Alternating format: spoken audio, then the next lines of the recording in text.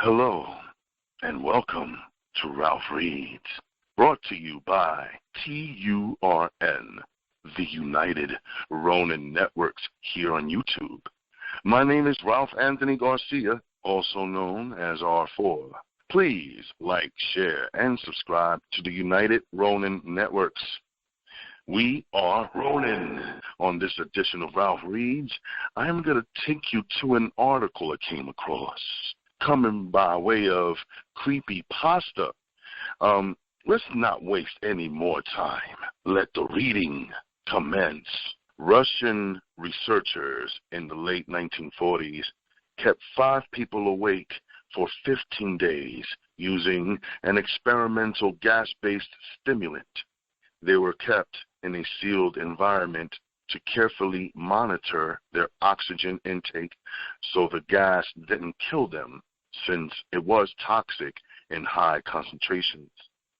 This was before closed-circuit cameras, so they had only microphones and 5-inch thick glass porthole-sized windows into the chamber to monitor them. The chamber was stocked with books, cots to sleep on, running water and toilet, and enough dried food to last all 5 for over a month. Test subjects were political prisoners deemed enemies of the state during World War II. Everything was fine for the first 5 days. The subjects hardly complained, having been promised falsely that they would be freed if they submitted to the test and did not sleep for 30 days. Their conversations and activities were monitored, and it was noted that they continued to talk about increasingly traumatic incidents in their past, and the general tone of their conversations took on a darker aspect after the 4-day mark. After 5 days, they started to complain about the circumstances and events that led them to where they were, and started to demonstrate severe paranoia. They stopped talking to each other and began alternately whispering to the microphones and one-way mirrored portholes. Oddly, they all seemed to think they could win the trust of the experimenters by turning over their comrades, the other subjects in captivity with them. At first, the researchers suspected this was an effect of the gas itself. After 9 days, the first of them started screaming. He ran the length of the chamber repeatedly, yelling at the top of his lungs for 3 hours straight. He continued attempting to scream, but was only able to produce occasional squeaks. The researchers postulated that he had physically torn his vocal cords. The most surprising thing about this behavior is how the other captives reacted to it, or rather didn't react to it. They continued whispering to the microphones until the second of the captives started to scream. The 2 non-screaming captives took the books apart, smeared page after page with their own feces, and pasted them calmly over the glass portholes.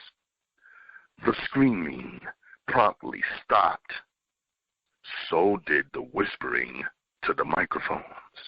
After 3 more days passed, the researchers checked the microphones hourly to make sure they were working, since they thought it impossible that no sound could be coming with 5 people inside.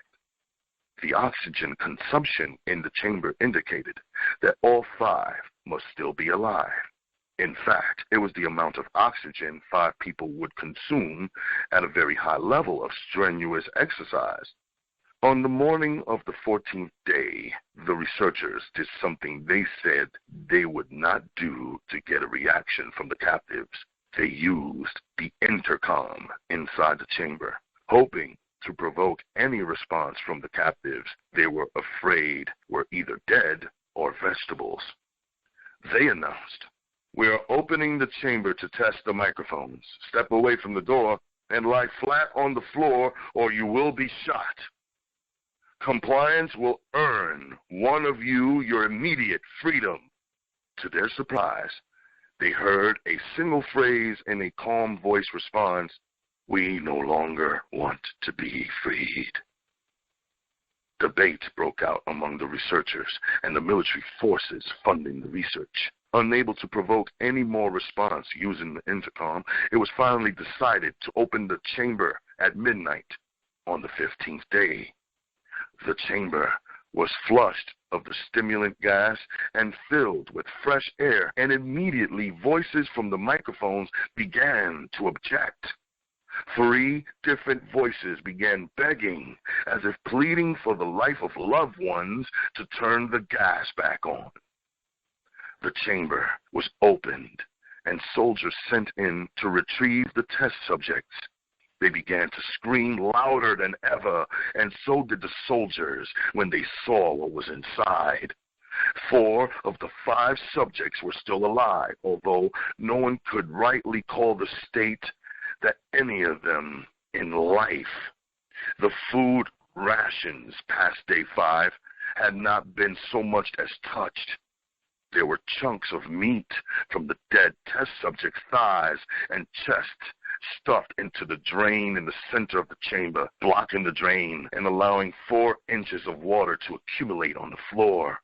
Precisely how much of the water on the floor was actually blood was never determined. All 4 quote-unquote surviving test subjects also had large portions of muscle and skin torn away from their bodies.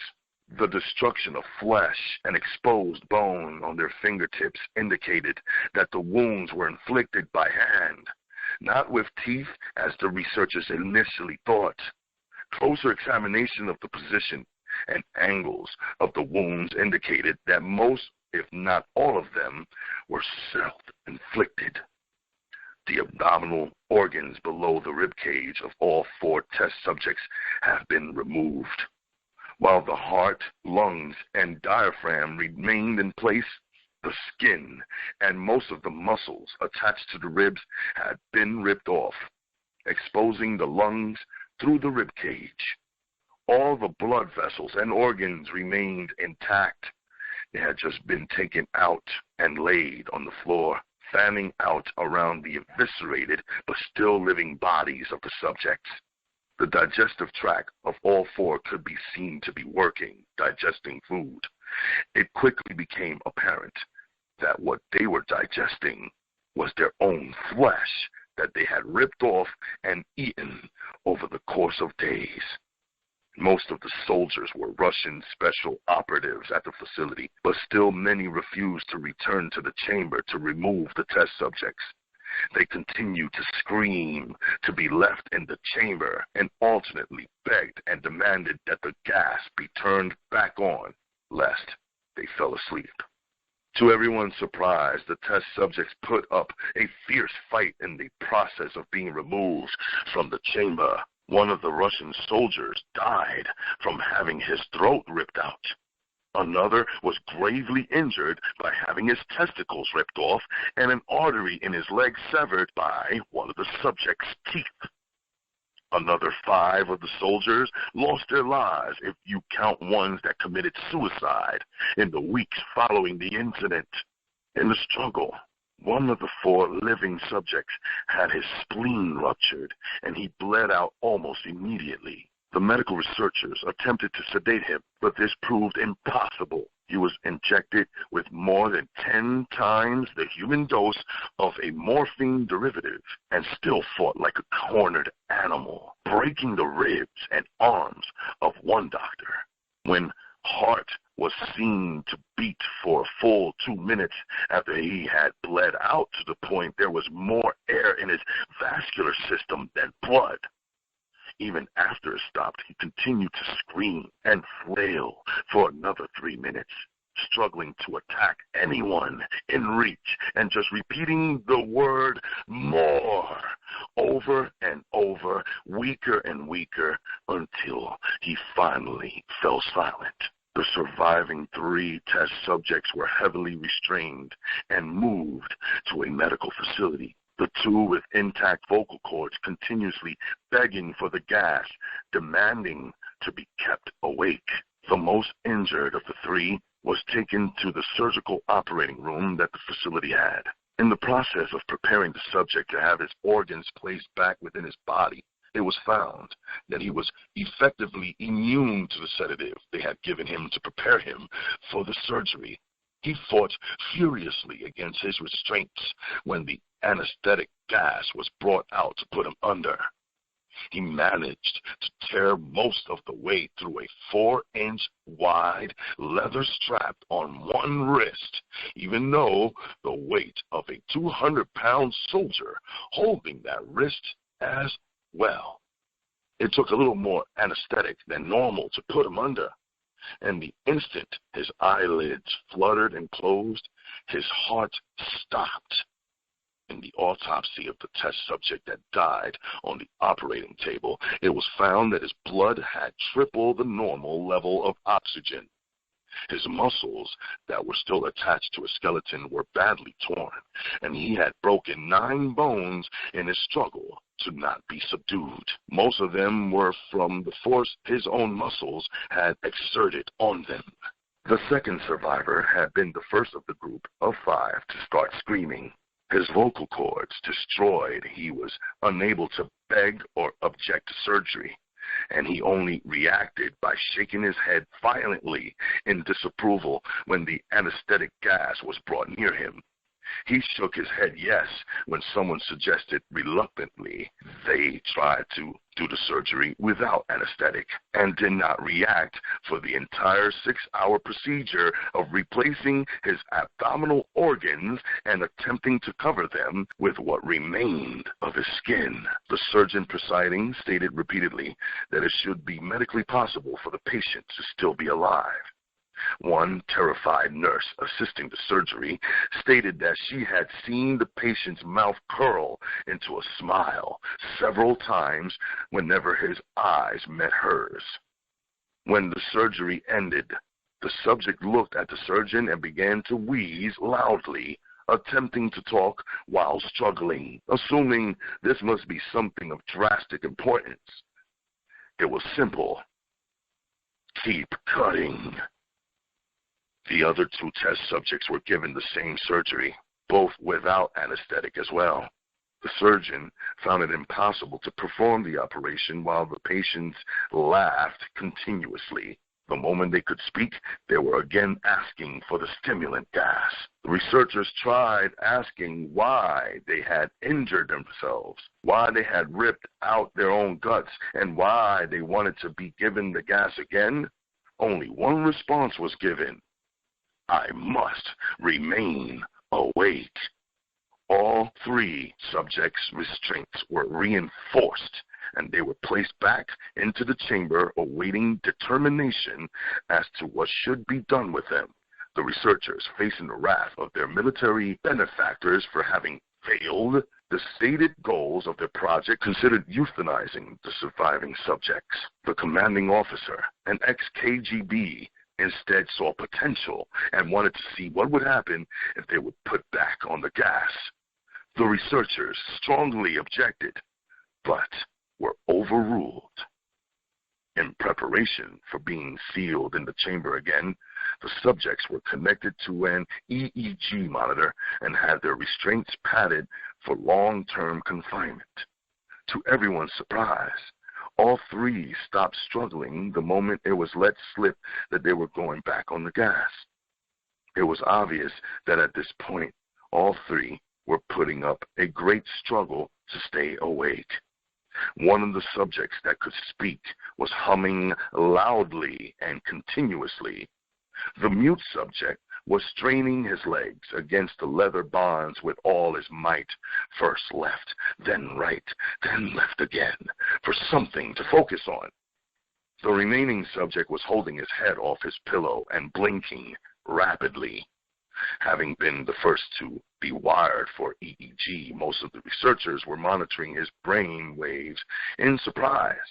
They were normal most of the time. As they focused on paper scrolling out of the brainwave monitor, only one nurse saw his eyes slip shut at the same moment his head hit the pillow.